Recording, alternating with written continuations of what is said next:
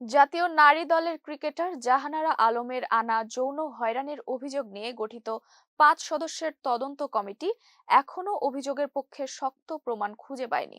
বাংলাদেশ নারী ক্রিকেট দলের সাবেক নির্বাচক ও ম্যানেজার মঞ্জুরুল ইসলামের বিরুদ্ধে ওঠা এই অভিযোগের পর বিসিবি তদন্ত কমিটি গঠন করে, যার চূড়ান্ত রিপোর্ট জমা দেওয়ার কথা রয়েছে আগামী 20 ডিসেম্বর।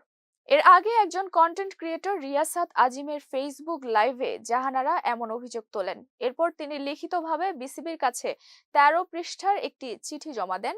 তবে তদন্ত সংশ্লিষ্টদের মতে ওই চিঠিতেও সরাসরি বা নির্দিষ্ট কোনো প্রমাণের উল্লেখ নেই। অভিযোগ যাচাইয়ে তদন্ত কমিটি সংশ্লিষ্টদের বক্তব্য নিচ্ছে, মাঠের পুরনো ভিডিও ফুটেজ, ফোন কল ও চ্যাটিং এর তথ্য সংগ্রহের চেষ্টা করছে।